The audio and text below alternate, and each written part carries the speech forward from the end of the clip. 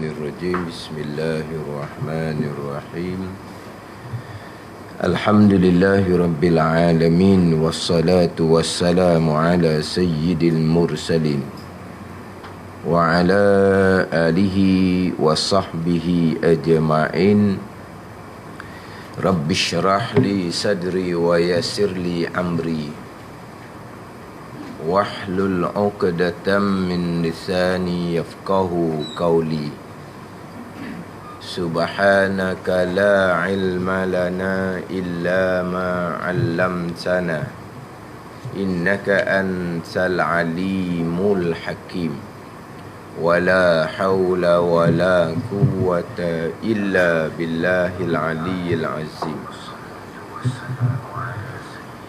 Kitab Hidayatus Sibyan, muka surat 16. Muka surat 16, baris yang ke-12 daripada bawah. Baris yang ke-12 daripada bawah.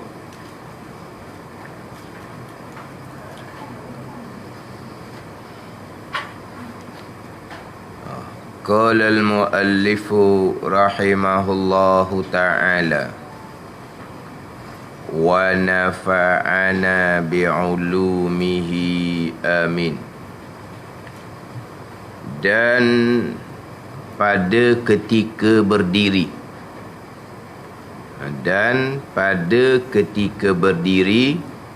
pada sembahyang fardu. Ini sambungan 21 syarat bagi rukun takbiratul ihram.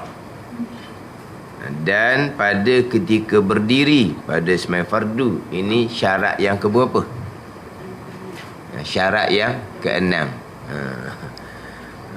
Jadi hak rumi itu dia adalah tulis nombor 1, 2 sampailah kepada 21. Jadi kita hak Jawi ni tak ada lah. Hak Jawi kita ni tak ada lah tulis nombor. Cuma diberitahu syarat takbiratul ihram 21. Nombor 1, nombor 2 tidak tulis gitu. Dia pakai dan gitu je. Sambung gitu je. Jadi hak dalam hak rumi itu dibubuh nombor 1, 2, 3.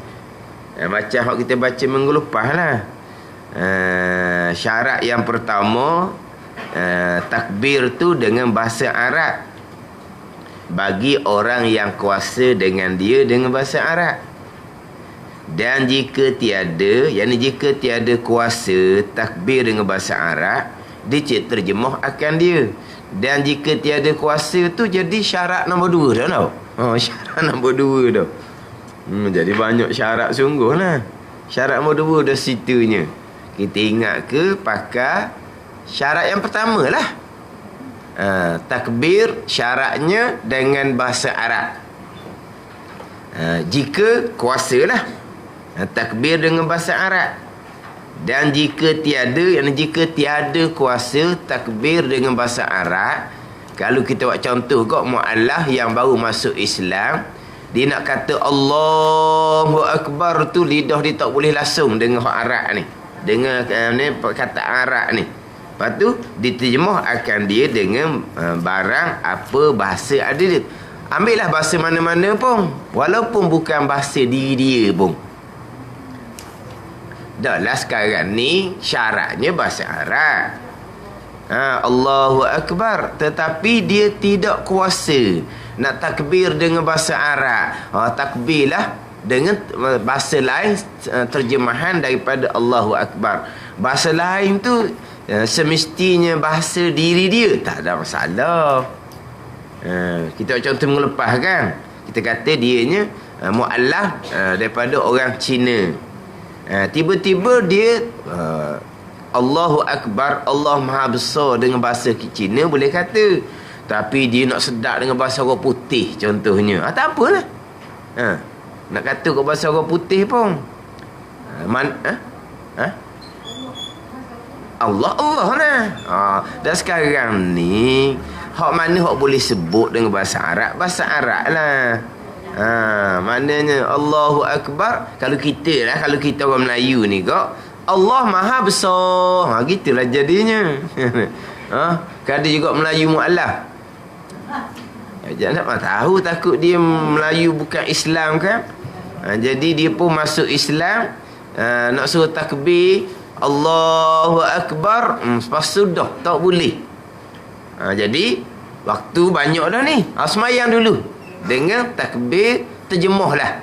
Dia pun kata Allah Maha Besar ni. Orang Melayu hak mu'alaf ni. Tapi mesti bahasa diri dia. Tidak semestinya. Apa-apa bahasa kau pandai dia lah. Terjemah je lah. Bagi orang yang tiada kuasa dengan bahasa Arab, Allahu Akbar. Tapi kita nak sebut tadi ni. Dan jika tiada kuasa tu, dibubuh syarat nombor 2 dah. Jadi sekarang ni syarat yang ke-6.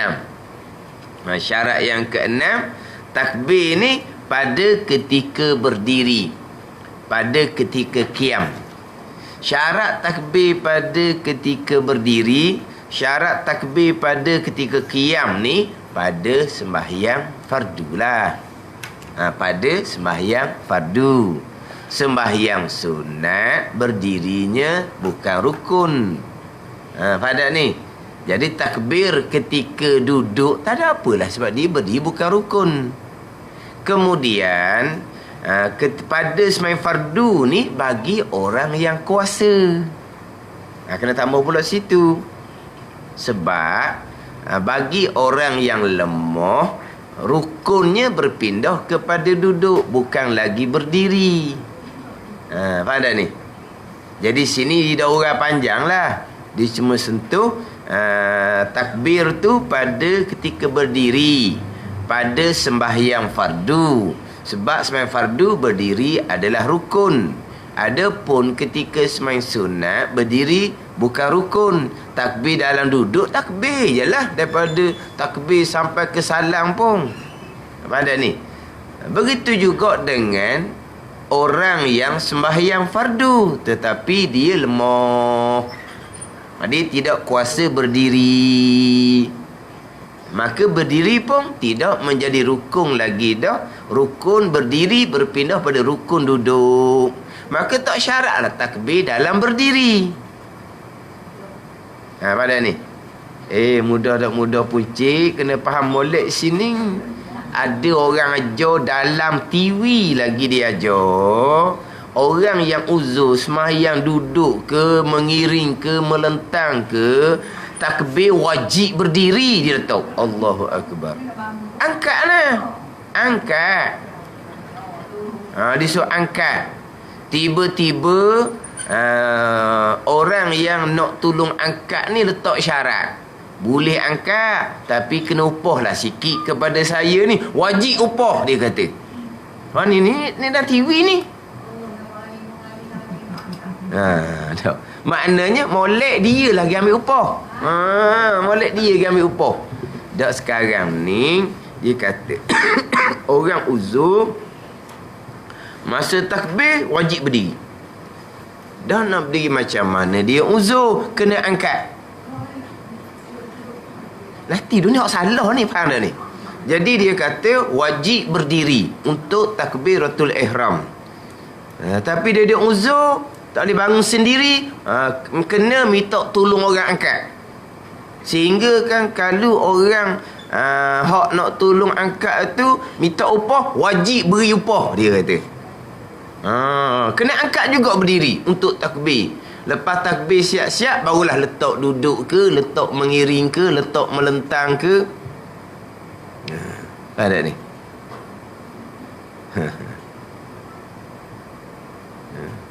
Kalau kita kata kok salah atas darat lah. Orang kata salah terang-terang. Salah atas darat, salah terang-terang.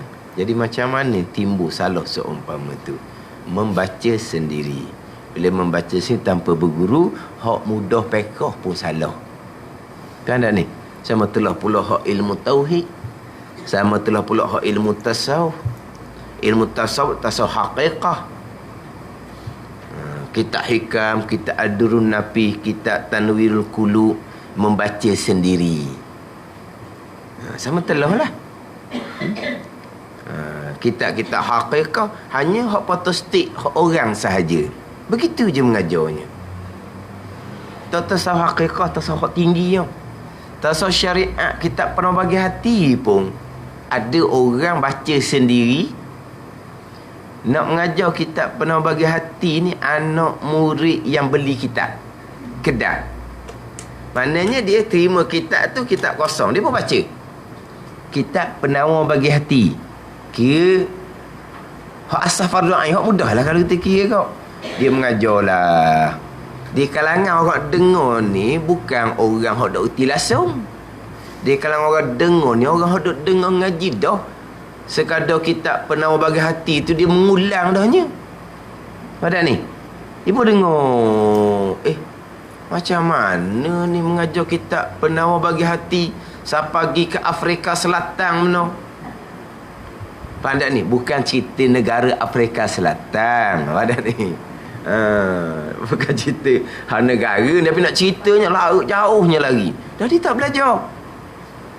Boleh beberapa kali, akhirnya terhenti. Sebab apa? Tak boleh nak pergi dah. Tapi apabila sudah membiasakan bercakap dengan kitab yang tak belajar ni, pergi pula ajar tempat lain pula. Kena pula tempat orang hak tak pernah belajar. Dia pun goreng lah pula. Ni fitnah. Faham tak? Kitab Penawar Bagi Hati. Hak asah je tu. Sama telah kitab Minhajul Abidin.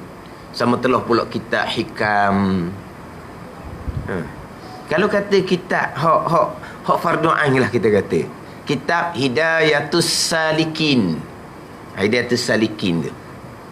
Hak Syekh Abdul Samad Al-Falimbani tu. Hak tu pun kena belajar nak mengajar kitab tu. Payah kitab tu, dia banyak salah cetakkan apa semua dalam kitab Hidayatus Salikin tu. Ada ni. Walaupun kitab Hidayatus Salikin tu sebahagiannya diambil daripada kitab Bidayatul Hidayah karangan Imam Ghazali rahimahullah. Tapi Syekh Abdul Samad sudah banyak penambahan hak dalam kitab Hidayatus Salikin tu. Jadi lebih mudah ambil Bidayatul Hidayah direct Imam Ghazali tu, lebih mudah daripada ambil Hidayatus Salikin kitab Jawi lama. Tu payah tu. Masa saya ngaji pondok dulu, masa ngaji dengan almarhum Baba Najmuddin, banyak perkara yang kena puluh huraian. Termasuk tersalah cetakan. Termasuk ayat-ayat tu, kalimah-kalimah tu bahasa lama. Kemudian pula bahasa Indonesia. Dalam kitab Hidayatus Salikin, kitab Jawi lama. Kitab Penawar Bagi Hati ni Jawi hak kemudian dah. Almarhum Syekh Abdul Qadir Al-Mandili ni hak kemudian dah. Mana bahasa dia tu kiraannya moden dah lah. Tu pun tadilah sampai ke Afrika Selatan, akhirnya terhenti kerana tak boleh nak bawa dah. Tak boleh dah. Tapi kenapa dia mengajar kitab yang dia tak belajar? Sebab pihak masjid menetapkan bahawa tiap-tiap imam wajib kena mengajar. Masjid tu tak reti. Nak tetapkan orang mengajar, jangan buat gitu. Walaupun imam sekalipun, terkadang dia boleh mengajar. Terkadang dia hanya boleh bawa diri. Mengajarnya tak boleh.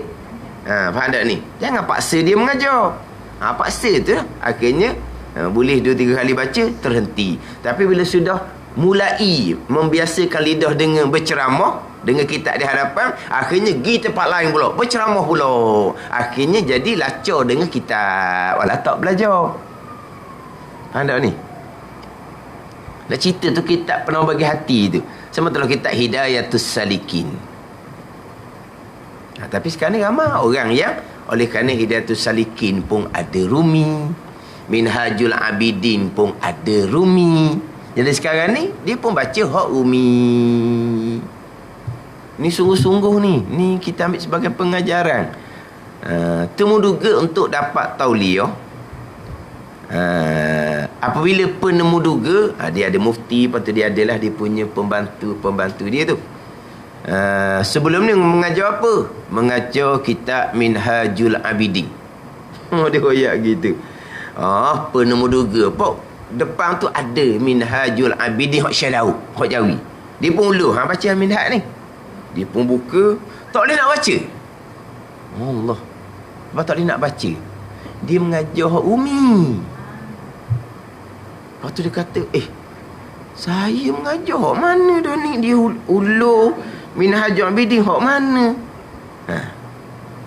Lepas tu dia kata, saya mungkin temu duga tu gagal barangkali, dia kata. Dia mengaku dah. Tapi dia mengajar kita Minhajul Abidin.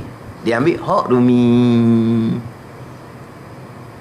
Tapi ulur hak Minhajul Abidin Syedau tak boleh nak baca. Bukan beri hak Minhajul Abidin hak Arab Imam Ghazali, bukan. Pada ni. Tapi berani. Ni sekarang. Sebab sekarang ni orang ramai ni nak kitab-kitab dah.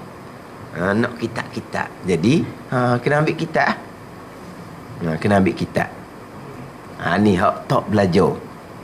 Saya biasa cerita hak perkara ni. Di foto ni, orang mengaji pondok, selepas habis kitab dia mengaji penuh dengan catatan, dia photostat. Dia photostat banyak lah. Tak kira berapa puluh ti dia photostat. Dia tu dia simpan lah, dia jual. Ada orang Malaysia kita pergi ke foto ni, pergi Palah. Palah kena tanya Haji Romali lah. Kena tanya Haji Romali. Palah. Mana Haji? Palah panggil tu. Setengah tahun dah tak masuk Palah ni. Jadi di kedai kitab Palah tu ada hak tobik ni, hak photostat dia tu. Saya biasa beli. Sebab apa? Sebab kitab kita ada dah, kita mengaji. Kita beli hak dia mengaji dengan guru lain, kita buat sebagai panduan tengok. Mana buat sebagai cadangan gitulah. Beli. Tapi kadang-kadang hak kita ngaji cukup dah dalam tu catatan. Jadi kadang-kadang tengok tu kenang, beli. Dah buka. Tapi kenang dicatat comel, tulisan comel. Pada ni. Jadi kenang kita beli. Cadangannya sebagai tambahan kepada kitab hak kita mengaji dah. Tapi kadang-kadang tak buka-buka pun. Jadi apabila ada orang kita ni pergi ke Palah tu, dibelilah kitab Faridatul Faraid. Kitab tauhid, kalau kita kata gok asas penawar hati, hak tu asas tasawuf. Faridatul Faraid, asas tauhid, usuluddin. Balik ke Malaysia ni mengajar. Dia tak belajar kitab Faridatul Faraid. Haram kita belajar ilmu tauhid, ilmu usuluddin dengan guru yang tidak berguru dan tidak mahir. Haram kita belajar. Itu buka dalam kitab Bidayatul Hidayah karangan Syekh Muhammad Zain. Muka surat 4, buka kitab Aqidatun Najin Syekh Zainul Abidin, muka surat 12. Haram belajar ilmu usuluddin dengan guru yang tidak berguru dan tidak mahir. Bacalah kitab Faridatul Faraid. Baca sekerat jalan, berhenti. Sebab apa? Sebab tinggi. Kalau Faridatul Faraid tinggi, itu kitab permulaan je, tingginya kok mana. Tapi macam mana berani mengajar? Kamu tidak belajar. Itu ilmu usuluddin. Ni pahala ni. Hak pekah, hak mudah. Kita sebut tadi tauhid payah, tasawuf payah, tasawuf hakikah lagilah. Tapi orang boleh goreng semacam. Boleh goreng. Jadi pandai bercerita, banyak membaca, banyak bahan-bahan yang boleh diceritakan kepada orang ramai, jadi lakulah. Walaupun tak belajar sekalipun. Antara hak 3 ilmu ni, pekahlah hak agak mudah sedikit. Pekahlah hak agak mudah sedikit. Tapi kalau membaca sendiri, salah atas darat. Macam di sini, kalau kita baca di sini, ini kitab Hidayatus Sibyan Maknanya dia pendek je ayat dianya. Syarat takbiratul ihram pada berdiri, pada sembahyang fardu. Ni. Pada berdiri kalau sembahyang fardu. Tidak sentuh pun di sini kalau kuasa berdiri. Kalau kuasa berdiri, hak tu kena pergi masuk pula kepada tajuk bicara rukun qiyam, rukun berdiri. Tajuk lain lah pula. Kita sekarang ni duduk di tajuk takbiratul ihram. Nanti selepas tajuk takbiratul ihram akan masuk pula muka 17 tu tajuk qiyam, tajuk berdiri. Berdiri rukun bagi pada sembahyang fardu. Dia pun tambah bagi orang yang kuasa. Jadi di sini pun samalah. Tapi kenapa dia tidak huruf panjang? Sebab fokus di sini adalah kepada takbiratul ihram. Jadi kalau sembahyang itu fardu, berdirinya rukun, syarat takbir ni mesti dalam berdiri. Tapi kalau sembahyang sunat, berdiri tidak menjadi rukun, maka takbir tak syaratlah dalam berdiri. Tapi kalau sembahyang fardu, oleh kerana berdiri rukun, syarat takbir dalam berdiri. Tapi sembahyang fardu berdiri rukun ni bagi orang kuasa. Orang lemah berdiri tidak menjadi rukun. Jadi apabila orang lemah berdiri tidak menjadi rukun, maka takbirnya tak syarat dalam berdiri. Sama ada kalau sembahyang duduk, takbir dalam duduk. Kalau sembahyang mengiring, takbir di dalam mengiring. Kalau sembahyang melentang, ni orang uzur ni, takbirnya ketika melentang. Tapi sini tak ada huraian. Tu kata ni kitab Hidayatus Sibyan, kitab permulaan. Akhirnya kalau ambil dengan pendek ni, dan pada ketika berdiri pada sembahyang fardu. Ingat, sembahyang fardu berdiri.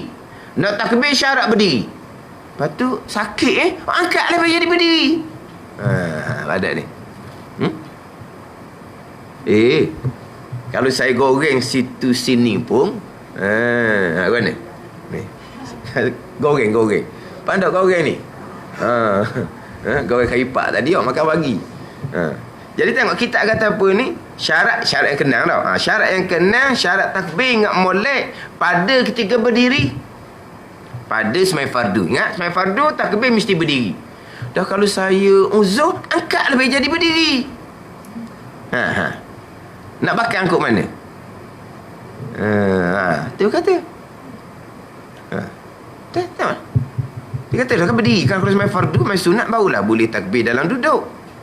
Dan kalau sembahyang fardu, berdiri. Takbir syaratnya ketika berdiri. Pada sembahyang fardu. Ada ni. Nak ceritanya hak pekoh mudah. Tak belajar, molek-molek ada. Salah atas darat. Salah yang sangat kita kata kok Allah, hak gitu pun salah. Tapi boleh mengajar dalam TV bab pekoh semayang. Tapi jurusannya masa duk belajar dulu bab pekoh ke? Bukan bab pekoh. Tapi kenapa pihak TV panggil orang yang bukan jurusan pekoh ajar bab pekoh semayang? Wallahu a'lam lah.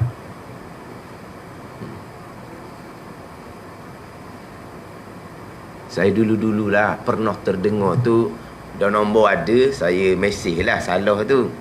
Lepas tu tanyalah kitab mana, cerita kitab patah acak kali dak dah lah.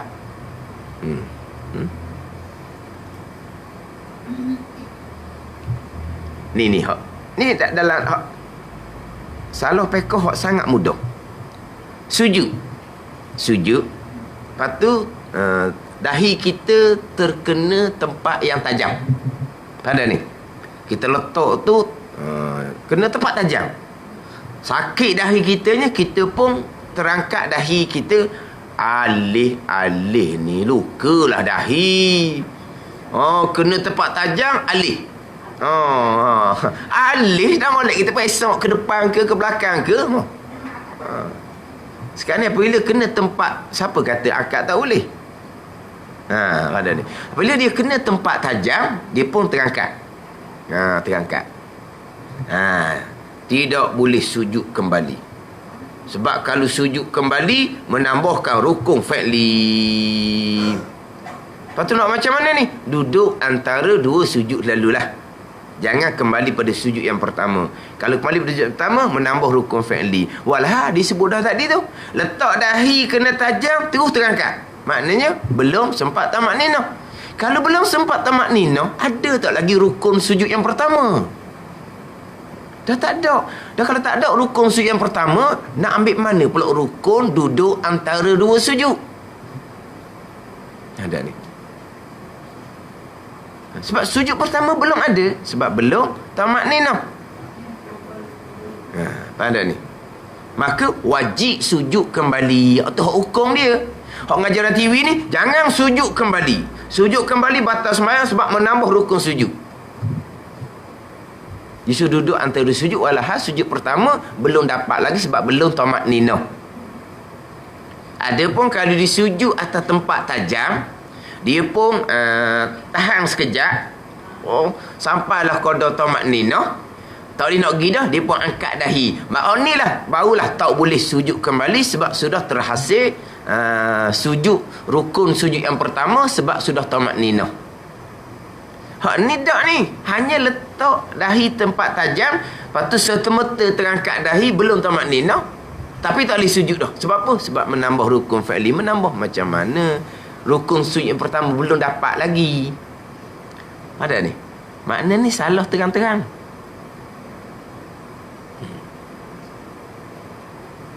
Saya tak tengok sebenarnya program ni. Cuma terkadang tertengok gitu je lah. Tak ambil peduli pun. Tertengok jemput pasien-pasien. Oh kata ajar apa gitu. Ni contoh lagi. Ni kita ambil pengajaran. Pekah hak paling mudah.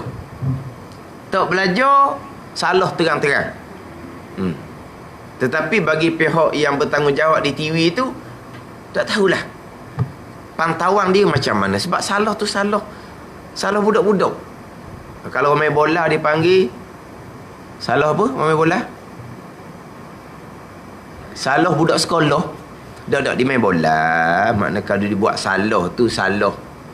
Pemain profesional apa buat salah seumpama tu, dia panggil salah budak sekolah ke apa. Hak itulah hak jurus heboh, hak duduk royak nama-nama pemain tu kan. Kan kadang hak salah main bola salah ni biasalah. Tapi ada hak salah ni tak sepatutnya orang profesional. Dia panggil salah budak sekolah ke gitulah. Ada ni. Mana Allah salah buat benda gitu. Pada pemain profesional. Ada ni. Ni benda hak mudah je ni. Dia masalahnya imam membaca kunut. Yang baca kunut, kita ni lala macam mana tak tahulah. Jadi tak sedar tu imam baca kunut, kita nak turun sujud. Kita turun separuh jalan, sampailah hak rokoknya. Bunyilah Allahumma hdina fi man hadai. Allah tu imam baca kunut. Ni makmum ni. Maka sudah sampai hak rokok. Makmum tak boleh kembali kepada i'tidal untuk membaca kunut. Sebab apa? Sudah sampai hak rokok ni. Tapi bukan nak rokok ni, nak turun pada sujud yang pertama selepas daripada i'tidal. Tak boleh ni. Tak boleh kembali balik kepada berdiri sebab sudah sampai hak rokok. Lepas tu buat kelakon lah. Takkanlah makmum nak tunggu begini. Dia kata tunggulah dalam sujud. Contoh kan tunggu dalam sujud. Walaha makmum sujud letak dahi latar dah pun dia kena kembali ikut imam membaca kunut. Bukan masalah tak teringat ni, masalah makmum dia kena ikut tu imam. Walaupun makmum ni sudah masuk kepada rukun sujud, letak dah 7 anggota di lantai, barulah sedar tu imam baca kunut. Maka kalau makmum tadi turun sujud dengan terlupa, wajib kembali mengikut imam dalam i'tidal untuk membaca kunut. Wajib. Sebab makmum mengikut imam. Kalau makmum sedar sangat dah tu imam baca kunut, saja-saja dia je. Baru balik Mekah kan, Mekah tak baca kunut. Dia pun tu imam baca kunut, dia pun turun sujud dengan sengaja. Dia mendahului imam, hukumnya makruh. Lepas tu macam mana tu? Sebersalah. Lu orang tengah baca kunut, kita seorang sujud ni, saat ni angin kau. Tak ada kunut kau. Tak sedap Macam mana? Boleh tak makmum ni kembali balik pada i'tidal? Sebab dia sujud dengan sengaja. Sunat kembali balik kepada i'tidal. Tu makmum, sunat kembali balik. Sebab perbuatan itu makruh kerana dia mendahului imam. Ada ni. Ni kalau makmum. Hak kata siapa hak rokok ke apa ke, itu persoalan imam ataupun orang semayang seorang diri. Imam, makmum diikut, dia kena ikut imam je lah. Imam dia tidak mengikuti orang. Orang semayang seorang diri, dia tidak membabitkan orang lain. Imam, orang semayang seorang diri, dia sengaja tak mau baca kunut. Sengaja ni, bukan lupa. Dia turun siapa hak rokok, sebersalah berasa nak balik semula, tak boleh. Sebab siapa hak rokok dah, kamu sengaja tak mau baca kunut tadi, tak boleh kembali balik. Tetapi kalau imam sendiri, orang semayang seorang diri sendiri, lupa, dia pun turun lebih daripada hak rokok lutut sampai latar dah, tangan sampai latar dah, selagi belum letak dahi di latar, makna selagi belum masuk pada rukun sujud, sunat imam ataupun orang semayang seorang diri tadi kembali balik pada i'tidal untuk membaca kunut. Sunat. Sebab belum masuk lagi kepada rukun sujud, sebab dahi tak letak latar lagi. Bila dah masuk pada rukun sujud, imam, orang semayang seorang diri, dia kembali kepada i'tidal untuk membaca kunut, walau dia sudah masuk pada rukun sujud, batal sembahyang. Sekarang ni dia belum masuk pada rukun sujud, lutut sampai latar, tangan sampai latar dah, tapi dahi belum letak latar lagi, tak panggil sujud lagi. Pada ni teringatlah subuh pagi Jumaat, sunat kembali balik. Tu imam, orang semayang seorang dia terlupa. Ini sekadar makmum terlupa, siapa hak rokok, tidak boleh kembali balik. Salah berapa lapis itu. Ada ni.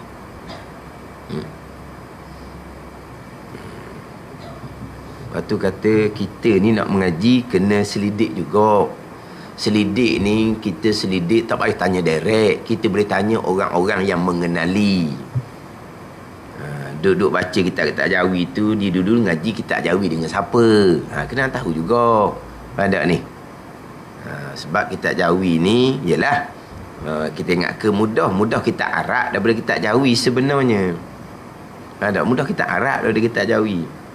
Sebab kita nak pastikan, kadang-kadang orang yang mengajar dia peringat kepada orang belajar. Peringatnya macam mana? Belajar, jangan membaca sendiri. Nanti kamu membaca sendiri di rumah, kamu boleh salah faham. Dia pesan pada orang yang datang belajar, supaya belajar. Dia datang tu, dia nak belajar lah tu, nasihat apa lagi dah. Memang dia tak mahu membaca sendiri tu. Dia datang kelas tu, makna dia memang nak belajar. Kita dah nasihat, datang belajar jangan membaca sendiri. Yang memang kawan tu datang belajar, sepatutnya kamu yang mengajar tu, kamu belajar dengan siapa? Ke kamu membaca sendiri kerana kamu pandai baca Jawi, kerana kamu pandai bercerita? Kamu tu yang mengajar tu, belajar dengan siapa? Kita orang belajar ni memang kita datang untuk belajar, kerana kita tambah membaca sendiri, takut jadi salah faham. Jadi orang belajar tak memang mari nak belajar. Orang mengajar tu macam mana?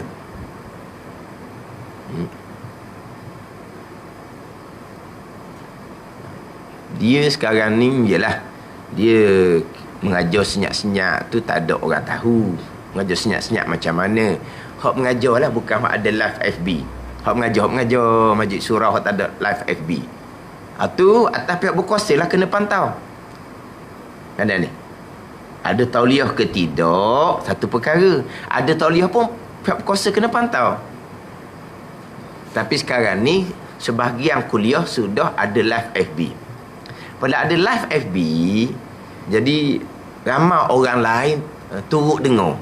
Orang turut dengar ni terkadang di kalangan orang yang berilmu. Mereka pun bukan nak mencari kesalahan, mereka mungkin nak sebagai penambahan. Mereka bukan nak mencari kesalahan. Tetapi terkadang dalam mengajar kitab Jawi ni, memang banyak salah. Banyak salah. Akhirnya rakaman tu diangkat kepada hak lebih tinggilah hak tu guru. Tu kata, macam mana ni salah daripada awal pakai sudah ni. Tengok apa gitu no. Sebab dia sudah jadi live FB. Kalau kita mengajar senyap, bukan mengajar senyap salah faham ni, bukan mengajar senyap mengajar di rumah anak murid seorang dua orang tu. Tu mengajar kena bisik-bisik, tak boleh mengajar kuat-kuat dia kata. Nanti dengar dia ayam masuk syurga juga. Tu faham tu faham. Tu ajaran isi dia kata. Isi masjid surau tu kulit, bukan isi. Tu saya kata mana? Isi neraka. Tu kata mana? Kalau ayam dengar ayam masuk syurga, pelik apa syurga luar? Jawab gitu je tu jawab akal gitu je lah. Takut ayam dengar, takut ayam masuk syurga sama, biarlah syurga luar kan. Bukan speak pun. Tunggu saja je cakap pakai akal gitu. Tu lain tu. Dak ni mengajar kitab syariah di Masjid Surau. Tapi tak ada live. Itu maknanya atas masing-masing ni live. Jadi apabila ada kesalahan, tapi kesalahan pula tu orang berkenaan ni pula kata salah daripada awal pas ke sudah. Jadi macam mana tu kitab tauhid pula. Allah kata. Ada ni. Ini fitnah akhir zaman. Kita nak belajar tapi kena amati sikitlah. Kena. Sebab tu saya biasa sebut sama orang dulu mari mengajar, dia akan cari tok guru dia. Dia akan jumpa tok guru. Dia jumpa tok guru, dia jumpa lah ziarah. Pergi atas rupa ziarah, duduk lama tu. Tok guru, saya nak tanya sikit lah. Ada ustaz seorang mengajar di kampung kami tu, dia kata dia anak murid tok guru. Nama Sianu. Betul anak murid tok guru. Ya, anak murid saya tu dia ngaji pondok ni lah. Lepas tu macam mana tu guru, boleh tak kita orang kampung ni nak tupang belajar? Di mana orang dulu nak suruh tok guru tu kata boleh ke tak boleh. Ni berlaku sungguh ni. Tok guru jawab mana? Tok guru jawab kata dia tu boleh bawa diri je. Tok guru jawab berlapik. Orang kampung tanya, kami orang kampung boleh tupang tak belajar dengan dia tu. Tok guru kata memang sahih dah ni, tak bohong dah lah. Memang nak buat tok guru sungguh memang duk pondok ni Tok guru kata. Dan kami orang kampung boleh tak tupang belajar? Jawapan hak sebenarnya, boleh tupang, tak boleh tupang. Itu jawapan sebenar. Tu guru jawab gitu. Dia kata, dia setakat boleh bawa diri je. Dan orang kampung tak faham je jawab belapik gitu. Balik kampung belajar. Lepas tu orang kampung ni dia reti. Orang kampung ni cerita di Kelantan. Orang Kelantan ni dia berisi. Mana kalau ajar tu tak betul, orang dia mudah sedar. Ni kau larat ni salah ni. Jumpa tok guru semula. Tok guru dia ajar salah. Tok guru kata, saya kata dia boleh bawa diri sendiri. Maknanya dia tak boleh nak ngajar orang. Itu maksud tok guru. Dia orang kampung tak faham. Tapi nak ceritanya, orang kampung ni nak sahih. Maknanya taknya tok guru, boleh tak kami tupang belajar dengan dia? InsyaAllah tok guru kata boleh lah tu. Kodok-kodok kampung nak tupang tu boleh lah tu. Orang kampung akan pegang sepatah selidah tu, ustaz tu kata dia akan pakai. Sepatah selidah dia pakai. Sebab apa? Sebab dia akut oleh tok guru dia. Ni orang cermat. Ni cerita lama lah. Saya biasa cerita ni. Saya masa mula mengajar, saya biasa sebut tok guru saya almarhum Baba Najmuddin. Sebab apa? Saya nak orang belajar ni pergi ziarah lah. Masa tu Baba Najmuddin di uzur dah masa tu. Sebab masa saya last kali duduk dengan Baba Baba Najmuddin ni duduk belajarnya siapa ke Baba tak boleh ngajar dah. Orang saya balik Terengganu, tak boleh ngajar dah. Daripada banyak-banyak kitab turun jadi 8 kitab, 6 kitab, 4 kitab. Tapi kalau ikut doktor awal-awal tak boleh dah tunggu ngajar. Tunggu ngajar juga. Akhir sekali memang tak nak pergi dah. Tunggu pun berhenti ngajar, saya pun balik Terengganu. Jadi saya mengajar, saya biasa sebut nama tok guru tu. Ada orang dia sensitif, mau sebut nama tok guru dia semua. Memang kena sebut. Sebab kita ambil ilmu daripada dia. Kamu sebutlah tok guru kamu kalau kamu ada tok guru. Masalah dia tak ada tok guru, nak sebut macam mana? Kita sebutlah sebab kita ambil ilmu daripada dia. Tapi tujuan kita sebutnya nak suruh orang ni dah boleh ambil ilmu, boleh ambil faham ilmu, gilah ziarah. Gilah ziarah. Pada ni Tok Guru pun uzur dah, gilah ziarah. Seorang tak siapa. Saya pergi ada masa pergi ziarah Tok Guru uzur. Tok Guru tanya sama macam mana mengajar. Tok Guru tanya. Jadi kita jadi rasa malu. Sebut mengajar tapi tak ada seorang pun mari terima kasih kepada hak Tok Guru tu. Tak ada seorang. Jadi kita bila tu tanya mengajar ni, kita nak sebut tu kita jadi macam ada ni. Jadi macam malu gitu. Sebab tak ada orang yang pergi jumpa Tok Guru ucap terima kasih pada Tok Guru tu. Tak ada masa tu. Sampailah kepada almarhum meninggal. Orang kita Terengganu ni gitu. Dia tak pandai dalam bab seumpama tu. Ya, kalau kita kata kita boleh dapat ilmu dengan seorang ustaz, itu ilmu daripada guru dia. Kena cari guru dia lah. Apa ada ni? Sama ada nak minta akuan ke, boleh ke tak boleh belajar. Ada ni.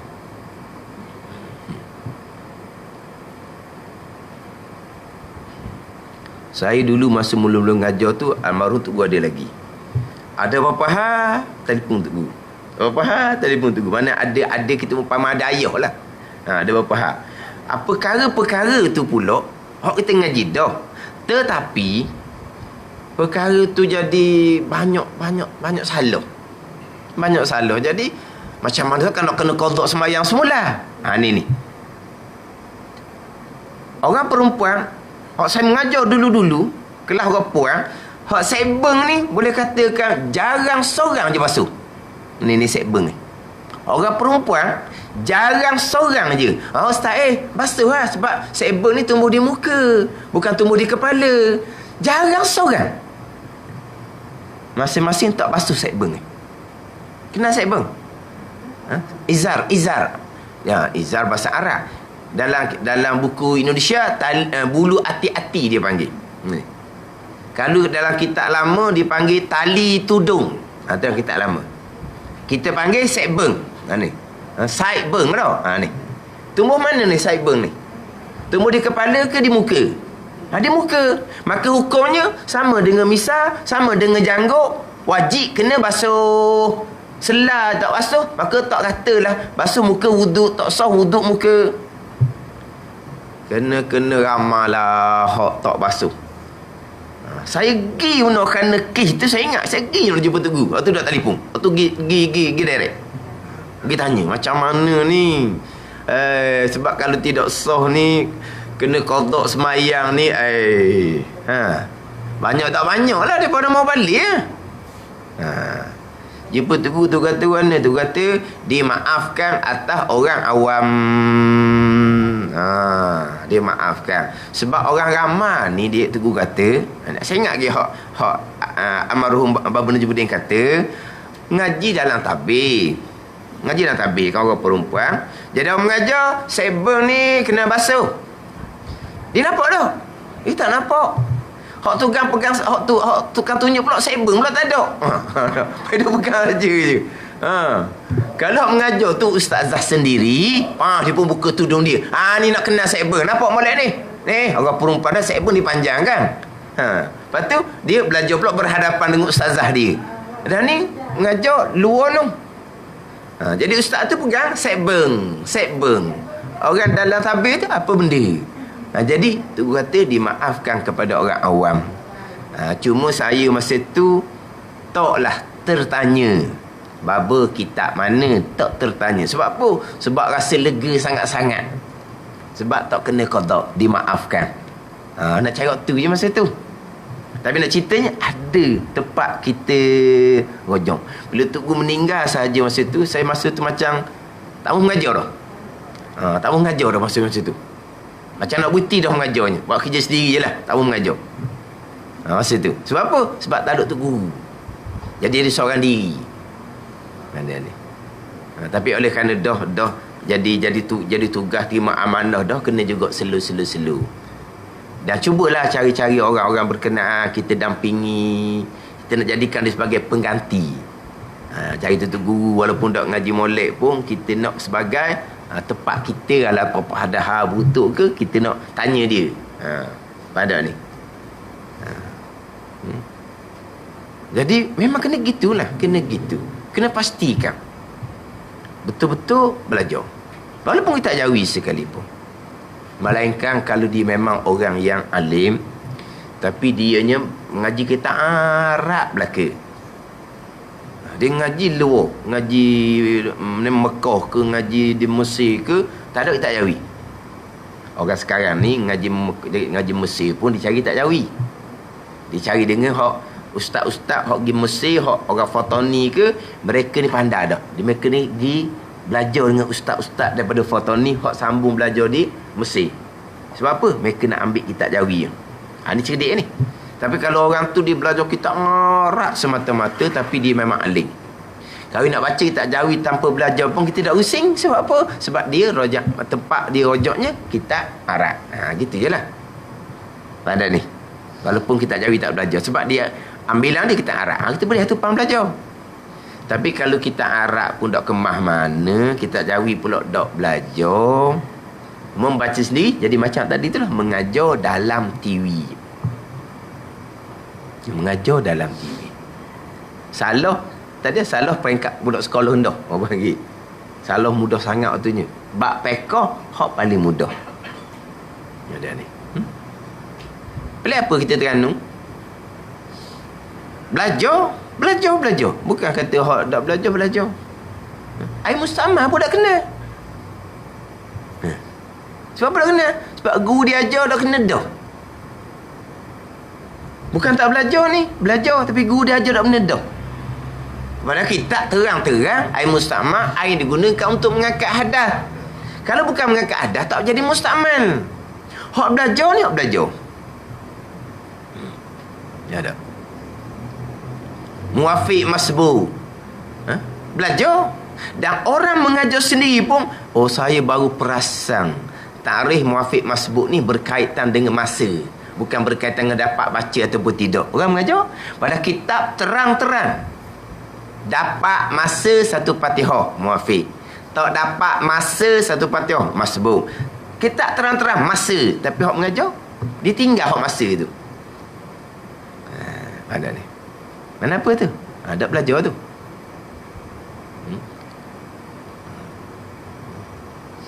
Ada orang yang tak tahu berkaitan mandi wiladah. Tak tahu mandi wiladah. Mandi kena beranak. Ramai perempuan tak tahu. Tapi ada pula hak mengajarnya, lepas beranak wajib mandi. Walaupun nipah tu keluar dah sekalipun. Salah pula situ. Mandi wiladah warna nipah ada dah pulaknya. Mengangkat hadas besar warna hadas besar nipah tu tengah berjalan. Jadi mandi wiladahnya tak ada dah nah. Ajar mandi wiladah. Mana diri sendiri pun beranak, mandi wiladah. Nipah ada. Anak menantu beranak suruh mandi wiladah. Nipah ada. Anak murid beranak suruh mandi wiladah. Nipah ada. Tak salah situ pula. Hak kata bab pekah hak paling mudah. Macam kita bicara sini ni. Hak berkaitan dengan takbir, syaratnya dalam berdiri pada sembahyang fardu. Sembahyang fardu mana hak berdiri, hak rukun. Mana sembahyang fardu hak berdiri, hak rukun? Bagi orang yang kuasa. Orang yang lemah, berdiri tidak menjadi rukun, maka takbirnya ikutlah. Dia sembahyang duduk, takbir dalam duduk. Dia sembahyang mengiring, takbir dalam mengiring. Dia sembahyang melentang, takbir dalam melentang. Dan sini kata takbir ketika berdiri pada sembahyang fardu bagi mereka yang berdiri itu rukun, bagi mereka yang kuasa berdiri. Kalau saya sebut nanti tadi tu disuruh angkat. Takbir dulu siap-siap. Allahu Akbar. Baru letak semula. Dia ingat macam mana angkat orang uzur ni. Salah peluk. Patah tulang rusuk. Jangan main orang uzur ni. Orang uzur ni kan daging-daging tak ada dah. Hak adanya tulang je. So angkat. Dan memang ada orang kita, dia sebenarnya berdiri sudah tidak menjadi rukun, tapi dia usaha juga nak berdiri untuk takbir. Tak perlu pun. Tak perlu. Dia bangun juga nak berdiri juga. Allahu Akbar, dia pegang kau kat mana pun. Lepas tu boleh nak duduk. Tak perlu pun. Takut jadi mudarat kan, jatuh ke apa ke. Tapi kalau dia buat begitu, salah ke? Tak jadi batas sembahyang. Sebab ada orang bukan kata takbir je, rakaat pertama dipisah juga berdiri. Dia rakaat kedua baru nak duduk, tak selesa dia kata mai duduk daripada awal ni. Syarat dah kelonggaran seumpama selesa tak selesanya kat mana? Lepas tu dia pisah bangun. Lepas tu dia pun berpegang. Dia pun berpegang mana-mana tempat. Bukan takbir je dia berdiri sampai ke selesai satu rakaat. Rakaat kedua barulah dia duduk. Dia tak naik dah. Rakaat pertama budak urut dah. Tapi dia memaksa orang panggil. Dia berdiri juga. Ada orang tak? Dia takbir nak berdiri. Dah. Kalau dah uzur, berdiri tidak menjadi rukun, maka tak syarat dah takbir dalam berdiri. Takbir dalam duduklah. Contohnya. Ada ni. Mana? Sembahyang gitu kan?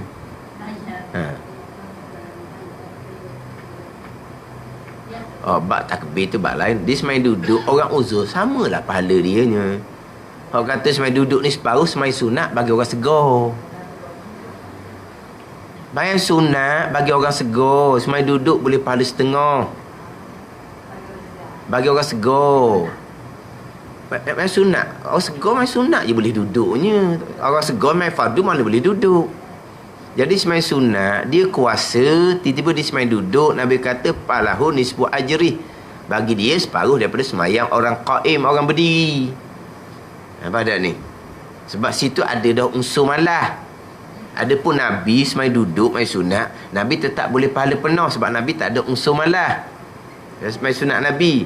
Adapun semai fardu, dia sekarang ni orang, dia uzur tak ada pahala kurangnya, bukan dengan semayang dia, dan kadang kesukaran pun dia semayang jaga molek juga, besar lagi pahala daripada pada masa dia segar. Tak ada ni, tak ada kurang pahala ni sebab dia uzur. Dia uzur.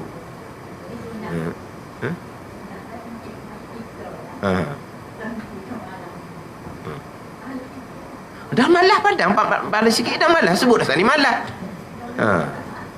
Mana boleh pahala separuh. Kita sembahyang sunat, kita kuasa berdiri, kita sembahyang duduk boleh pahala separuh. Tapi kalau kita sembahyang sunat, kita pun uzur, sembahyang fardu pun kita duduk, sembahyang sunat pun kita duduk, pahala penuh sebab kita uzur.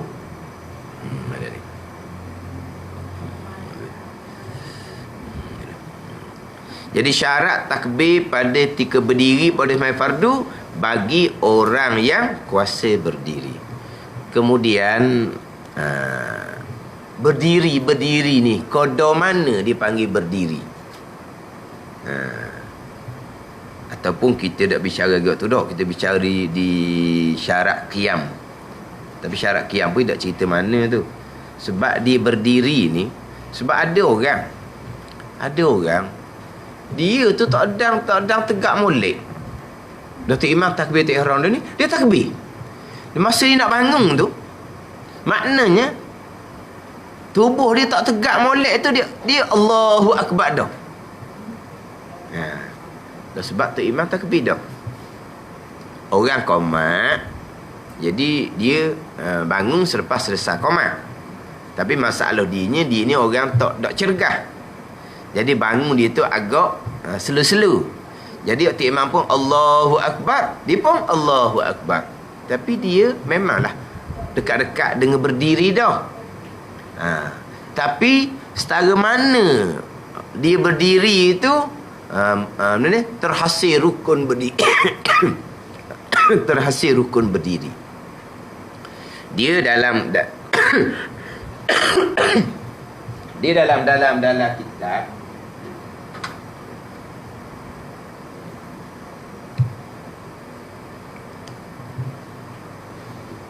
buat tabur macam mana ni dah, ni kaki, lepas tu balik kepala dah. Ini rokok. Tahu? Ini berdiri. Ni rokok ni, rokok yang akmal. Rokok yang akmal, rokok yang sempurna. Rokok yang sempurna ni dia jadi macam kita tak katalah dia jadi apa? Orang apa 90 darjah ke apa? Tak lagi 90 darjah sebab tak ada kaki gini tapi semuanya saya orang ke dalam dah ke. Ke kan ni rokok? Kaki kan, kaki dia akan jadi serong ke dalam lah. Jadi ni kita kata rokok yang akmal. Sekurang-kurang rokok dinaik sikit.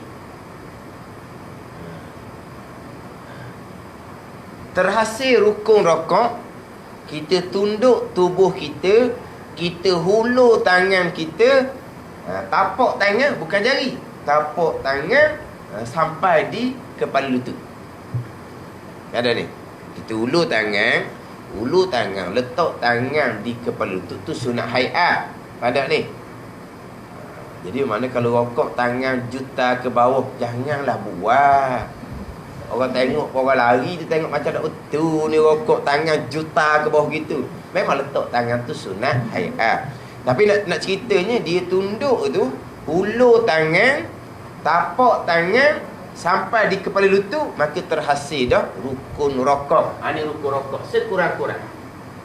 Ni sekurang-kurang rukun rokok. Ni sekurang-kurang.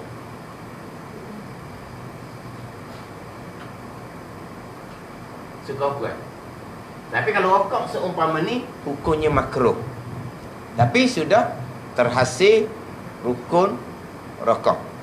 Kemudian dia pun bagi dua antara berdiri dengan suka rokok. Dia bagi dua. Jadi dah bagi dua. Sama tengah kan?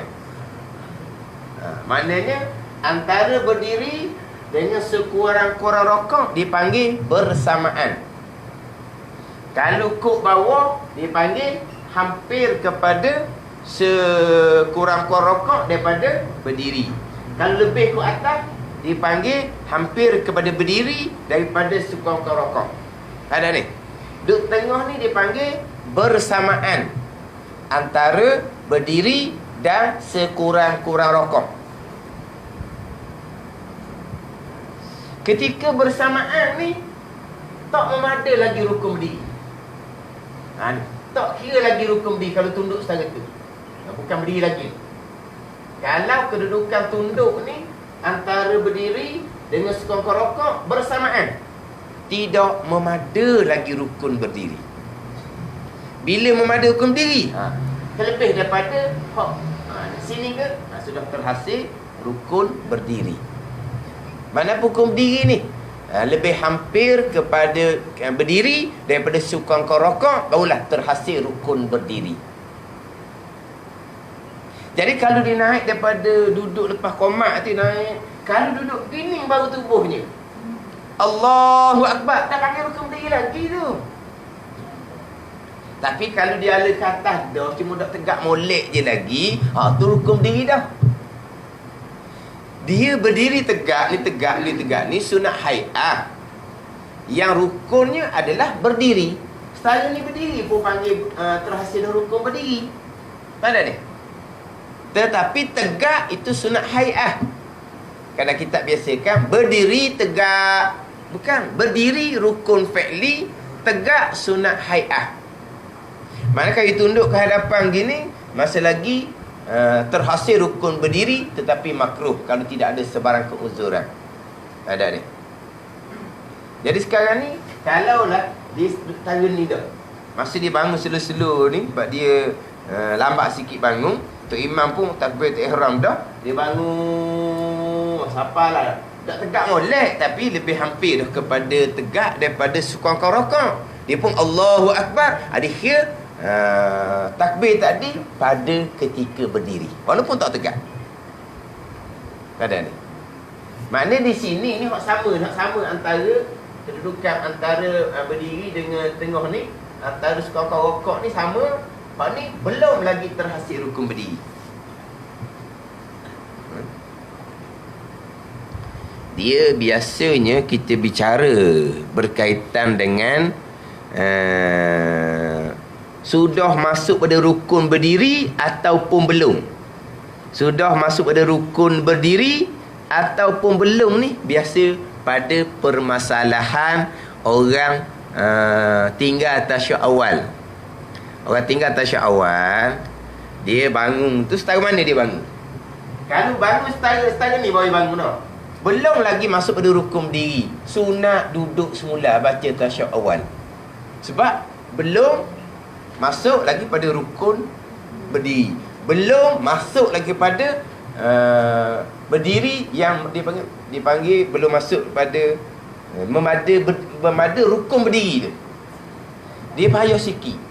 Kalau tadi cerita bab kunut, kalau sebelum masuk pada rukun sujud, disunatkan kembali baliklah pada berdiri bagi imam ataupun semasa seorang diri jikalau terlupa kunut. Mudah. Sebab apa? Sebab rukun sujud ni kena bumi 7 anggota. Senang. Mana kalau letak lutut, letak tangan, dahi belum letak latar lagi, makna belum masuk lagi pada rukun sujud. Teringatlah kunut subuh, maka sunat bangun berdiri semula. Tapi walaupun bangun berdiri semula baca kunut, sebelum daripada salam, sunat sujud sahwi. Sebab apa? Sebab dia pergerakan turun tu banyak dah. Dia baru naik semula tu, maka sunat sujud sahwi walaupun dia kembali kepada membaca kunut. Sebab dia ada pergerakan, turun, lepas tu naik semula. Tapi turun tu dengan lupa lah. Jadi mudah sikit. Kalau kata sebelum masuk pada rukun sujud, sunat kembali pada kunut. Hak ni sebelum berdiri, hak yang memada rukun berdiri, maka disunatkan turun balik pada tasyahud awal. Payah sikit. Sebab hak tegak ni, hak ni berdiri yang sempurna. Gini ni panggil berdiri dah ni. Terhasil dah rukun berdiri. Walaupun belum begini baru teringatlah pada tasyahud awal. Saya dah tegak lagi. Dah berdiri dah sekarang ni. Duduk sini berdiri dah. Itu payah sikit tu. Itu biasanya bicara berkaitan dengan terlupa tasyahud awal sebelum masuk pada rukun berdiri. Teringat, sunat turun balik kepada tasyahud awal. Belum masuk rukun berdiri ni dengan mana apa? Dengan makna dia belum lagi sampai kepada had yang lebih hampir daripada berdiri, daripada sekurang-kurang rukuk. Jadi payah sikit kalau belum lagi masuk pada rukun sujud, sunat kembali kepada kunut. Senang. Rukun sujud ni kena bumi 7 anggota. Rukun berdiri, ni rukun berdiri dah. Rukun berdiri dah, walaupun tak tegak. Kalau hak belum masuk rukun berdiri, duduk sini. Bersamaan antara berdiri dengan sekurang-kurang rukuk, belum terhasil lagi rukun berdiri. Jadi payah sikit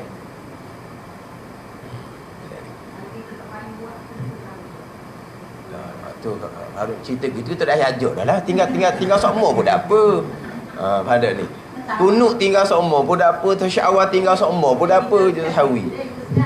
Yelah, kita bukan sekalian cerita ni. Ada ketika kita masa lagi disunatkan kembali. Sebab kunut ni sunat abad, tasyahud awal ni sunat abad, bukan sunat hayat. Terlupa pun ada ketika kita sunat kembali balik. Jangan fikir kita tujuh sahwi kita meninggalkan kunut dalam keadaan kita boleh kembali pada kunut. Kita tinggal tasyahud awal dan kadang kita boleh kembali, rugi nah. Tu kata ambil jalan mudah tak begitu. Dia kena buat molek. Kena buat molek. Kena buat molek lah. Ambil jalan mudah. Tujuh sahwi jangan buat begitu. Tak teringat, betul tak teringat. Sekarang ni kita terlajak dah. Setara tu kita terlajak, tiba-tiba kita teringat. Setara ni bukan kata boleh balik lagi, sunat kembali kepada kunut, kepada tasyahud awal. Sunat, bukan kata boleh, sunat. Jangan kata biar pakai sahwi rugilah buat gitu. Cuma nak ayatnya, kalau kata bab tertinggal tasyahud awal, setara mana dia panggil hak berdiri. Ni macam kita sini ni. Macam kita sini ni, ghaliknya orang takbir tu berdiri siap-siap dah baru takbir. Tak ada isu lah. Kalau saya sebut tadi tu dia lambat bangun.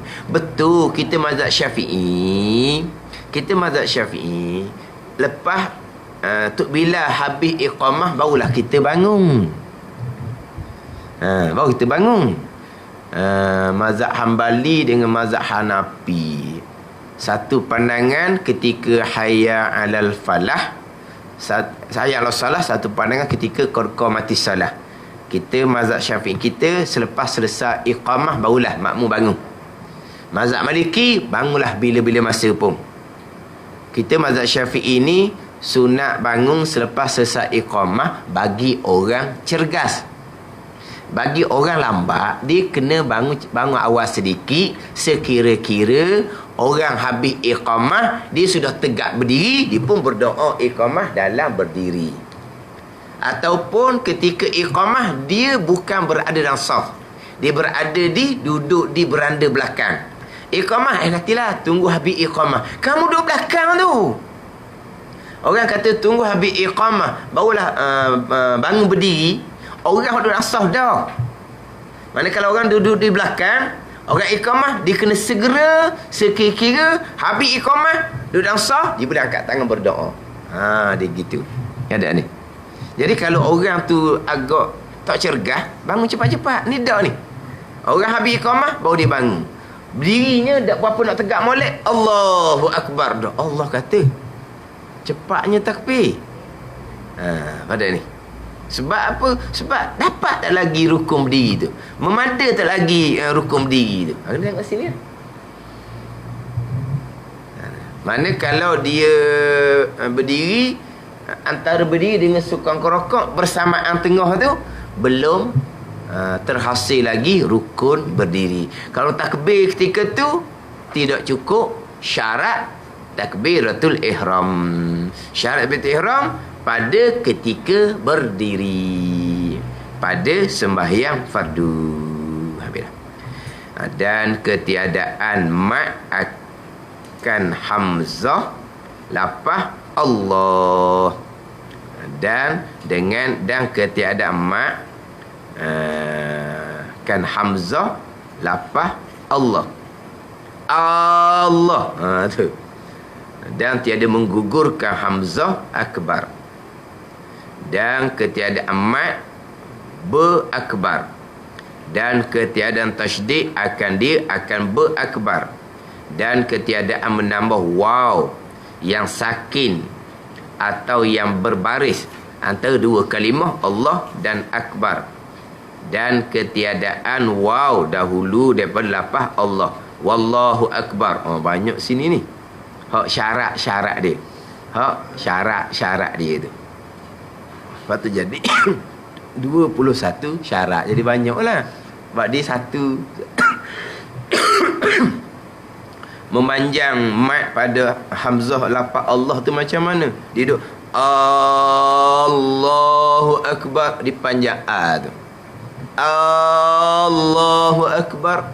Allahu Akbar, Allah Maha Besar.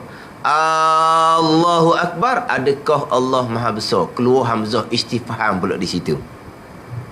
Ada ni. Dia nak dapat ni. Allah. Dia apa banyak situ. Allah. Allahu Akbar, Allah Maha Besar. Allahu Akbar, adakah Allah Maha Besar? Jadi tanya pula Allah Maha Besar, kedok. Dia panjang. Dia dalam dalam hak kalimah Arab ni, dia tempat yang tak boleh panjang, jangan panjang. Tempat yang panjang, tu kena jaga. Sebab dia ada alif, ada waw, ada ya yang mati. Kena jaga pula situ. Tempat panjang kita pendek, kita mengurangi huruf. Faham tak ni? Kita mengurangi huruf. Sebab apa? Sebab apabila panjang tu alif, waw, ya dia selepas daripada tu. Kalau kita pendek berarti kita sudah menghilangkan satu huruf. Kita bukan bicara bab tajwid ni. Kita tidak bicara tajwid. Dia bicara tajwid ni dalam bacaan Al-Quran. Kalau bukan bacaan Al-Quran, contoh bacaan takbir, contoh bacaan tasyahud akhir, dia tidak ada bicara tajwid. Sebab dia bukan ayat Al-Quran. Tetapi Mat panjang tu kena jaga sebab dia alif waw ya. Huruf kena sebut betul walaupun bukan Al-Quran. Kemudian tasydid kena jaga walaupun bukan Al-Quran, sebab tasydid menepati 2 huruf. Kalau kita tak tasydid berarti kita buang 1 huruf.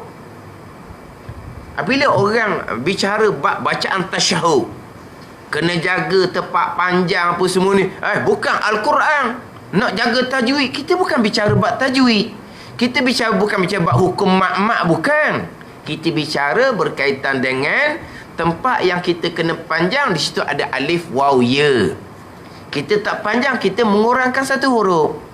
Tempat tasydid kita wajib tasydid. Tanpa tasydid walaupun tasydid akhir contohnya bukan ayat Al-Quran, tetapi sudah mengurangi 1 huruf.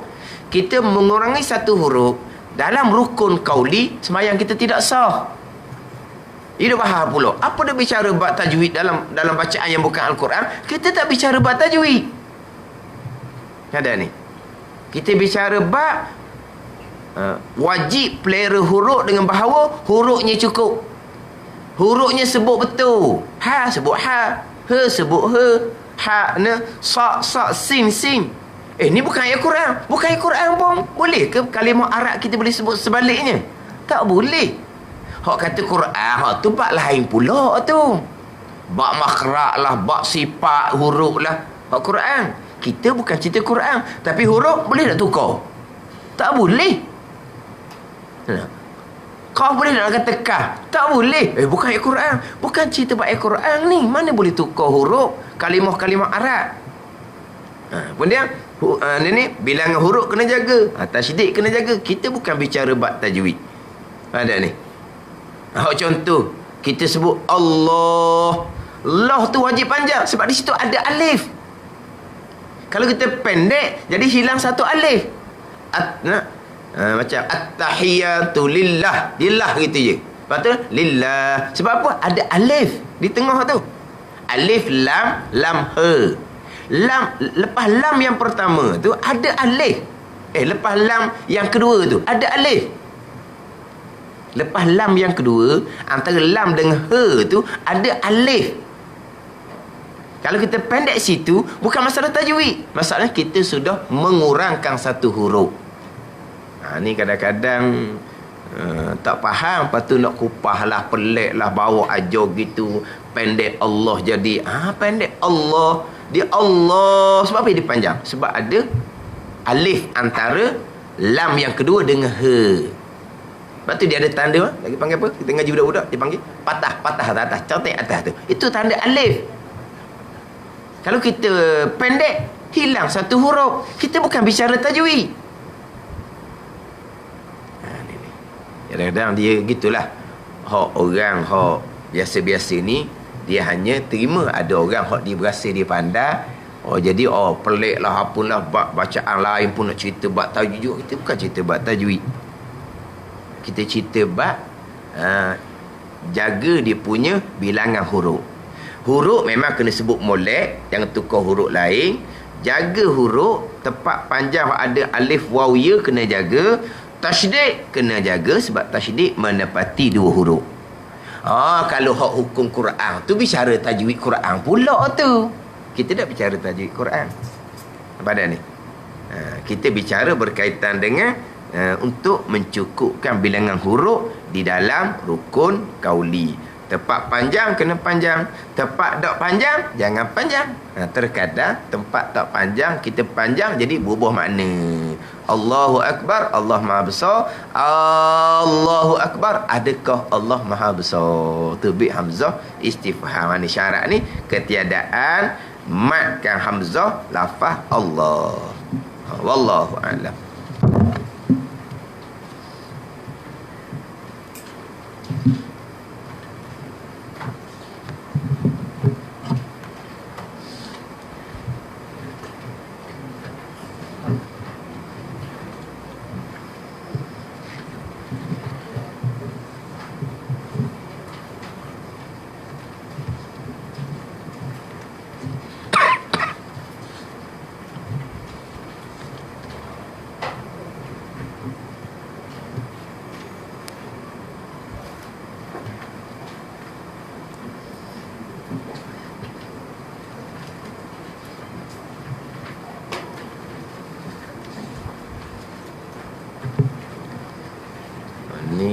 kitab 20 sifat hati yang keji dan yang terpuji. Yang keji dan yang terpuji. Muka surat 27. Dah. Hak Jawi surat 27. Baris yang kelima daripada atas. Qala al-muallifu rahimahullahu ta'ala wa nafa'ana bi'ulumihi amin.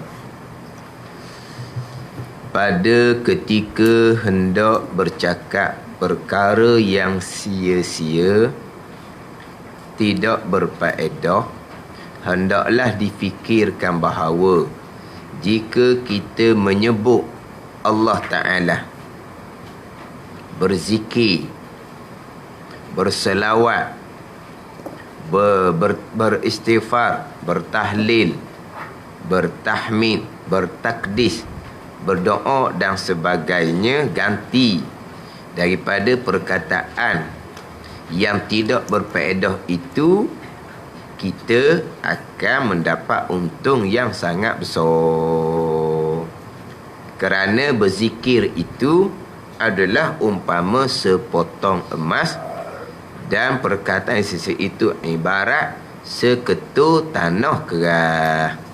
Maka adalah wajar bagi orang yang berakal,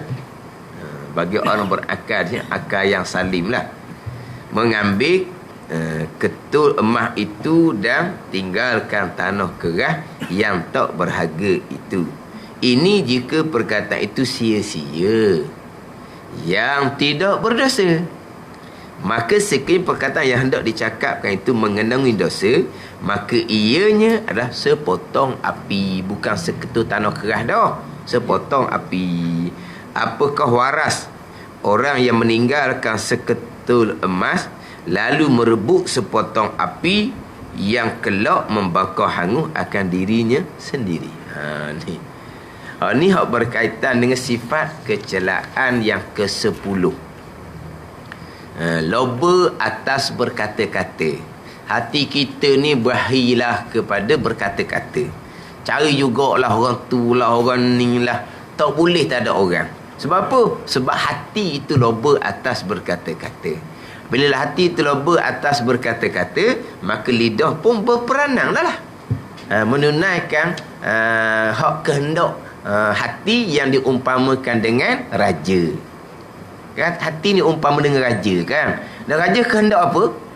Raja berakhir apa? Raja kena benda ni, loba apa? Loba atas berkata-kata.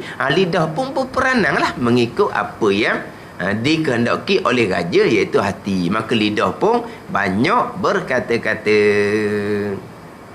Berkata yang sia-sia pun sudah cukup dah. Berkata sia terdahulunya sudah bawa kepada gelap hati, akhir bawa pada mati hati. Itu berkata-kata yang sia-sia. Kalau berkata-kata yang haram, hak tu diseksa nanti hari akhirah. Kalau berkata ni hak berkata sia-sia. Jadi macam mana ketika kita nak berkata yang kata yang sia-sia tu? Pada ketika hendak bercakap perkara yang sia-sia tidak berfaedah, hendaklah dipikir bahawa jika kita menyebut Allah, kita sebut Allah, boleh pahala dah. Sebut Allah boleh pahala. Sebut asma', sebut nama boleh pahala. Tak boleh pahala lah, kena lengkap lah. Allah ni Allahu Akbar ke? Allah ni Alhamdulillah ke? Allah ni Subhanallah ke? Kena lengkap lah. Lengkap tu zikir lain pula. Kita sebut Allah, asma' ni zikir lain pula. La ilaha illallah tu zikir lain pula. Sebut Allah boleh pahala dah. Ada ni orang ni kan, sebut Allah saja tak boleh pahala. Kena ada, kena lengkap. Allah apa? Allahu Akbar. Allah apa? Alhamdulillah. Subhanallah. Barulah boleh pahala. Allah saja. Kita sebut asma' boleh pahala. Bukan asma' Allah kita boleh pahala ni. Kita sebut asma' 99 tu pun boleh pahala. Ada ni. Kita sebut asma' 99 tu boleh pahala. Sama tu asma' Allah, lafzul jalalah. Tak ada pahala. Sebut Allah saja tak ada pahala. hak malas tu tak payahlah, tak usah duk sibuk hal orang lain lah. Jadi makna kalaulah kita nak cakap perkara sia-sia tak ada faedah, hendaklah berfikir bahawa, hendak dipikirkan bahawa jika kita menyebut Allah, berzikir ke, berselawat ke, beristighfar ke, bertahlil, tahlil la ilaha illallah, bertahmid alhamdulillah, bertakdis subhanallah, berdoa dan sebagainya, ganti dia perkataan yang tidak berfaedah itu, kita akan mendapat untung yang sangat besar. Ini hak nak berkata perkataan yang sia-sia, hak tak ada faedah dunia, hak tak ada faedah akhir, tu sia-sia. Kalau percakapan yang berfaedah, walaupun faedah tu faedah dunia, tu tak sia-sia. Hak tidak berfaedah, bercakap perkara yang sia-sia, tidak berfaedah ni, tak ada faedah dunia, tak ada faedah akhirah. Mana faedah dunia? Kerja buat kita lah. Kan kena bercakap kan? Kita bercakap. Orang duduk berjual, senyap je. Cakap lah. Kempen orang supaya orang beli barang tu.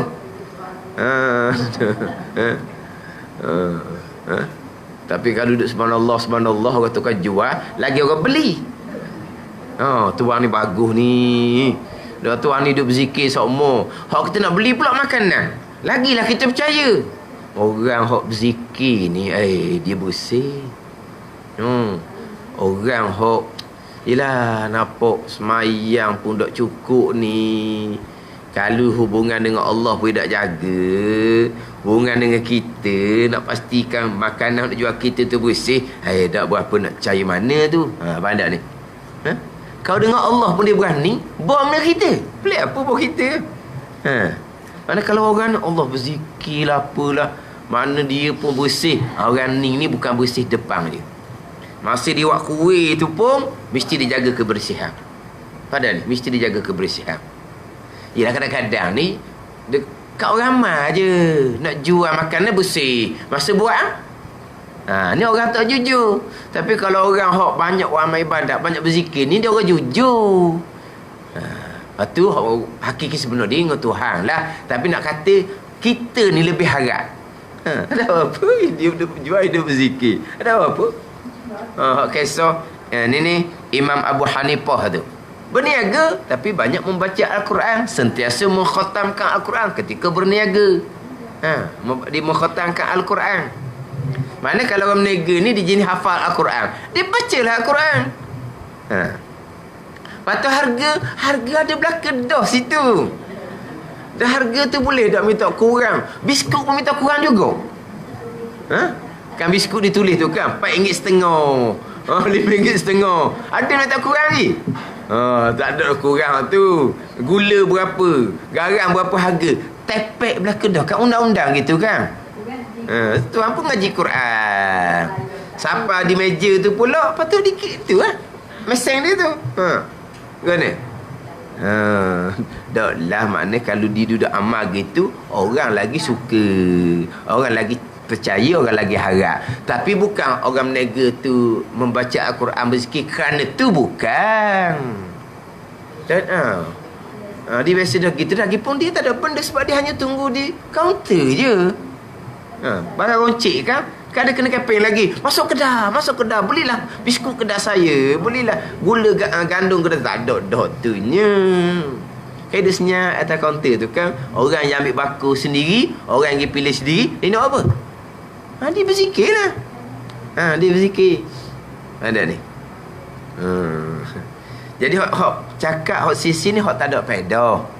Mana kalau berkaitan dengan urusan kerja kita, kena cakap lah hak tu bukan panggil sia-sia. Hak tak ada faedah ni. Tak ada faedah ni cerita ke apa? Ngopak tu berdosa. Hak tu lah ayat tu. Hak tu ambil api hak tu. Ni hak tak ada faedah ni. Dah dia ginilah, dia cakap cerita benda-benda lama, hak tak ada guna-guna pun nak ceritanya. Benda tak ada benda nak cakap, dia cerita kisah-kisah lama. Lama-lama jumpa tu kita bercakap untuk eratkan hubung silaturahim. Tu dak panggil sia-sia tu. Pada ni. Bukan kata Mak Haji ni semenjak ngaji kitab 20 sifat hati yang keji dan terpuji ni, kita ziarah dia pun dia senyap je. Dah tu kita bercakap kerana kita nak eratkan hubung silaturahim. Kita tengok dia ni berahi apa. Kalau orang lelaki lah, dia berahi memancing. Jadi orang ni nak jadi boleh cakap ni, dia pun cakap memancing. Sia-sia tidak, sebab dia nak eratkan hubungan. Kalau tidak senyap. Dan ni pula ni orang tua ni orang muda. Dia benda isi percakapan biasanya tak sama. Jadi orang tua, orang muda ni pula dia segan ke orang tua. Orang tua ni pula tanya. Tahu dah budak ni bahaya memancing. Tanyalah. Lama Gi memancing tak? Tanya. Padahal orang tua tu tak minat pun. Sia-sia dak dia nak jadi orang muda ni. Jadi dak lah. Jadi segan dia senyap. Akhirnya orang pun malah pergi mai haji tu. Sepatah dak cakap. Jadi dah ni. Macam mana kita nak eratkan hubungan silaturahim? Tu dak panggil sia-sia tu. Tu panggil sia-sia. Ni, hak tak ada faedah cakap kosong tu. Tu hak tak ada faedah. Macam mana kalau ganti dengan berzikir? Maka akan mendapat untung yang sangat besar. Kerana berzikir itu dia adalah umpama sepotong emas. Dan perkataan sisi itu ibarat seketul tanah kerah. Dia biasanya dalam tu buat misal emas dengan tanah kor. Tanah kerah atau tanah kor. Macam mana hati kita? Tengok emas, tengok tanah kor. Tanah kor warna kuning macam emas kau. Hati kita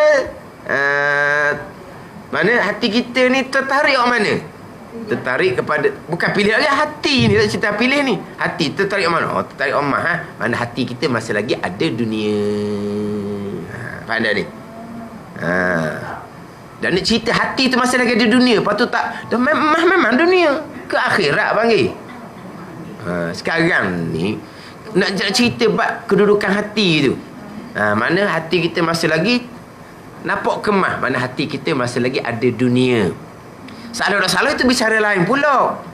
Mana hati awliya tak ada dunia? Sama je bagi mereka. Sebab apa? Tak ada. Di hati mereka hanya ada Allah. Mah ke tanah kau ke makhluk belaka. Ni orang di kalangan orang yang hati suci di kalangan awliya ilah. Hak sebenarlah ni hak belakang tu. Hati hanya ada Allah. Hati hanya ada Allah.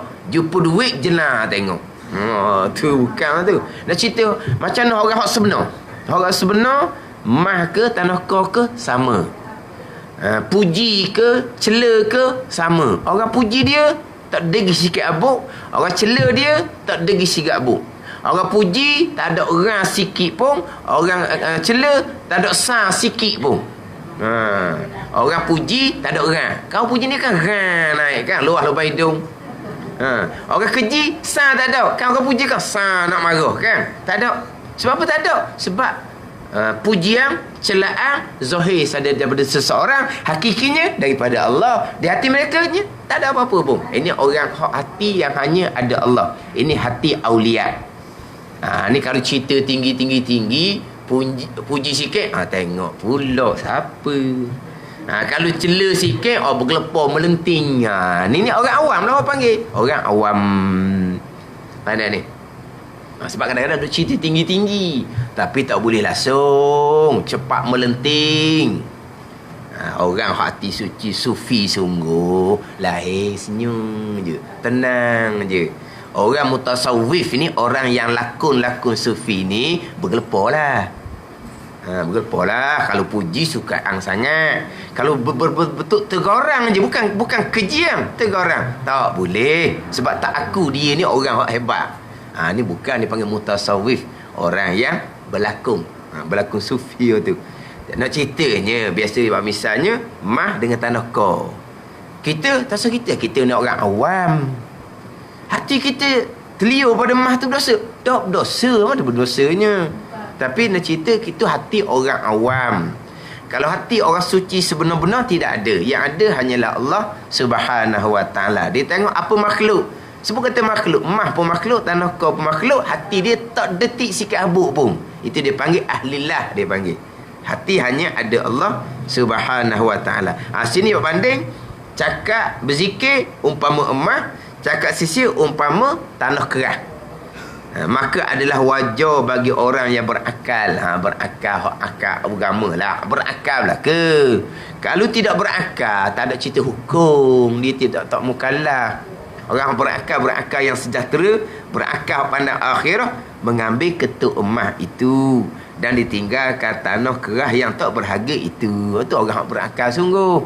Orang berakal, akal hak sempurna, akal hak akhirat lah, akal agama. Ini hak kata cakap sisi ni umpama tanah keras, jika perkataan itu sia-sia, tidak berdosa, maka sikit perkataan yang nak dicakapkan itu mengandung dosa macam mengumpat, maka ini adalah sepotong maka ianya adalah sepotong api. Bukan tanah kor dah lah. Itu api dah tu. Apakah waras? Waras kedok ni. Orang yang meninggalkan seketul emas lalu merebut sepotong api yang kelak membakar hangus akan diri sendiri, waras kedok? Tak waras lah jawapan dia. Tengah-tengah ngaji Quran sedap-sedap ni, mari kawan. Mai. Ni mudah-mudah dengar lagi cerita. Dengar cerita dah. Tutup Quran ni. Sedang ngaji Quran ni. Mah ni. Mari kawan. Mai. Lepas tu ngaji Quran, nanti tutup semula. Ni ada cerita sedap ni. Ada cerita sedap ni. Mendengar tak lagi, anak orang tu nak cerita orang dah. Waras ke tak? Tinggal Quran hak emas, ambil mengumpat hak api. Okey apa? Tak waras lagi tu. Tutup Quran.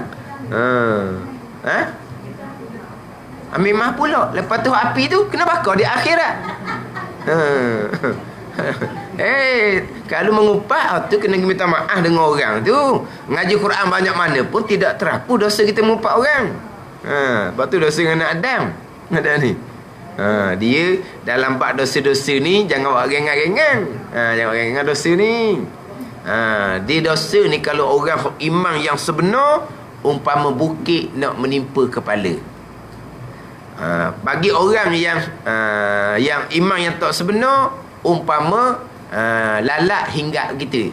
Lalat hingga itu tepi-tepi lah. Tak ada apa pun lah. Nanti kita semayang, nanti kita puasa, kita baca Quran. Jangan gitu.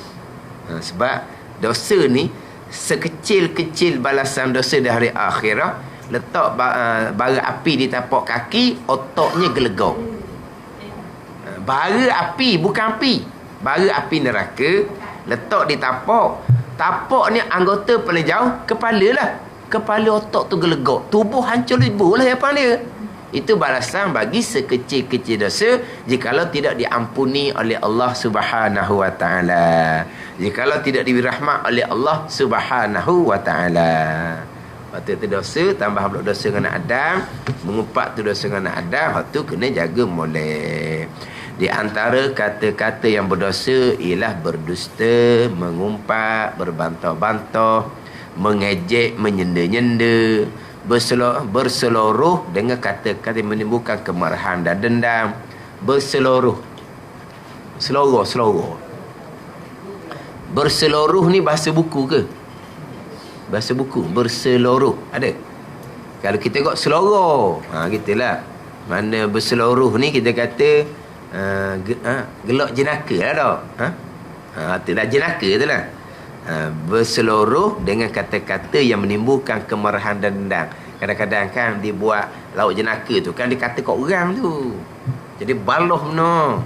Di dalam lauk jenaka tu dia memang nak menimbulkan kemarahan, nak menimbulkan perkelahian. Akhirnya timbul dendam. Bukan dia lauk jenaka saja. Lauk jenaka dia tu apa? Pedah orang gitulah. Mana dia ada nak kata kepada seseorang untuk timbul kemarahan dan timbul perkelahian, akhirnya timbul dendam. Itu di antara kata-kata yang berdosa. Wallahu a'lam. Bismillahirrahmanirrahim. Alhamdulillahirabbil alamin. Wassalatu wassalamu ala sayyidil mursalin wa ala alihi wa sahbihi ajma'in. Allahumma ftah alaina futuhal arifin Allahumma allimna ilma akdamin wa fahimna famas sabiqin warzuqna ruqat talibin. Allahumma zidna ilma wa alhiqna bis salihin. Wa sallallahu ala sayyidina Muhammadin wa ala alihi wa sahbihi wa sallam. Walhamdulillahi rabbil alamin.